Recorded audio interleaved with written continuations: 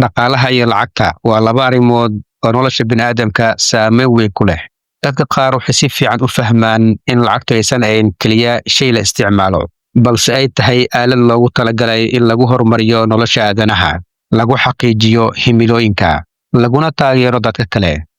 Xigmadahan ku saabsan lacagta iyo dhaqaalaha waxayna barayaan sida loo kasbado lacagta, sida loo keydiyo lacagta, iyo sida loo bixiyo lacagta si wanaagsan. Xigmadahan waxay ka caawinayaan inaad barato qiimaha runta ah ee lacagta ay leedahay. Sidoo kale lacagta inaad u isticmaasho si xigmad leh, aadan u noqon addoon, balse aad u noqoto sayidkeeda.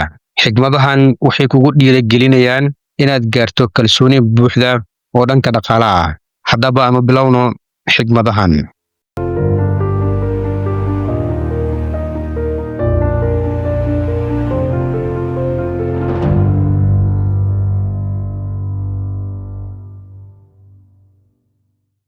Maskaxdaada maalgasho ka hor intaadan lacagtaada maalgashan. Maskaxda waa shayga ugu muhiimsan Ilaahay subxaanahu wa tacaala uu na siiyey. Markaad maskaxdaada maalgashato, waxaad si wanaagsan u maalgashan kartaa lacagtaad heshay. Maskaxdaada waxaad bartaa aqoon iyo siday lacagta u maalgashan lahayd. Kadib lacagtaad maalgashatay waxaad ka samayn doontaa lacagaad u badan. Way wanaagsan tahay inaad lacagaad samayso, laakiin waxaa ka muhiimsan inaad noloshaada ka dhigto mid qiimo leh. Macnaa mar waliba lacagta iyo sharafkaaga ha ku muhiimsanaado sharafkaaga. Ka dhigo sharafkaaga number 1, lacagta ku gasho number 2 ama qaybta labaad. Qof kasta wuxuu yaqaanaa sida lacagta loo shaqaysto, laakiin dad yar ayaa yaqaan sida lacagta loo keydiyo.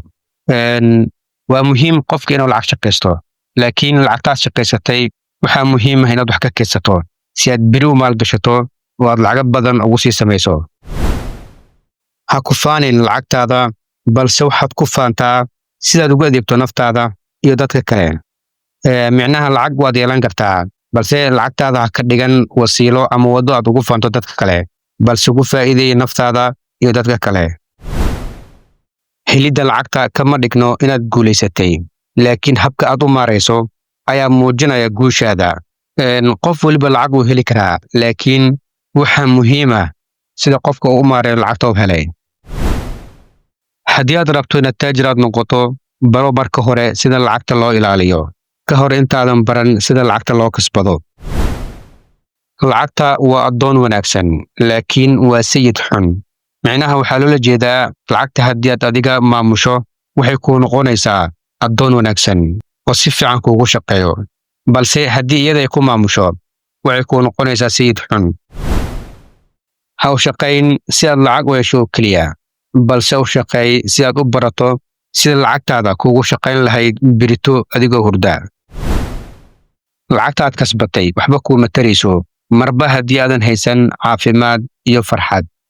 Halkan waxaan ka fahmaynaa lacagta inay ka muhiimsan yihiin caafimaadka iyo farxadda. Ku bixi lacagtaada si xigmad leh si aadan mustaqbalka ku shalayn. Waxaa laga yaabaa maanta inaad haysato lacago badan, lacagahaas haddii aad ku ciyaarto oodan maalgashan, beri waxaad noqonaysaa qof faqiir ah oo waxba haysan. Marka shalaytada waxba kuuma tarto. Intaad lacagta haysato ka faa'iidayso oo si xigmad leh u maaray. Dadka inta badan waxay u shaqeeyaan sidii ay lacag u heli lahaayeen, laakiin dadka guulaysta waxay u shaqeeyaan sidii ay lacagtooda ugu shaqayn lahayd. Haddii aadan baran sida lacagta loo maamulo, waxaad ku dhammaan doontaa ama aad ku dambayn doontaa inaad weliga u shaqayso dadka lacagta maamula. Lacagtaad maanta keydsato waa badbaadadaada beri. Ha ku degdegin inaad lacag badan aad hesho, waxaad ku degdegtaa inaad cilmi badan aad yeelato. Nin lacag badan leh laakiin maskax maalgashi aan lahayn si fudud ayuu ku weyn karaa lacagtiisa. Lacagtu dadka ma beddesho, kaliya waxay muujisaa wuxuu qofka hore u ahaa. Haddii aad rabto inaad ogaato qofka caqliga badan, waxaad eegtaa sida lacagta uu maamulo. Lacagta kuma iibsan karto farxad, laakiin waxaad ku iibsan kartaa xorriyad dhaqaale. Lacagta mida ugu fiican waa tan ku soo gasha adigoon waqti badan kaa khasaarin. Qof kasta wuxuu kasban karaa lacag, laakiin dad yar baa kasban karaa kalsooni iyo ixtiraam. Maalgashiga ugu fiican waa kanaad maalgashato naftaada. lacagtaada ha ku bixin inay dadka kale ku arkaan inaad tahay qof hodan ah. Lacagta waa mid dhammaata, laakiin aqoonta iyo xigmadda ma dhammaadaan. Ha ka baqin inaad weyso lacag, balse waxaad ka baqdaa inaad weyso fursadda aad lacagta ku kasban lahayd. Lacagtaada si fiican u maamul si aysan kugu qasbin inaad noloshaada si xun u maamusho.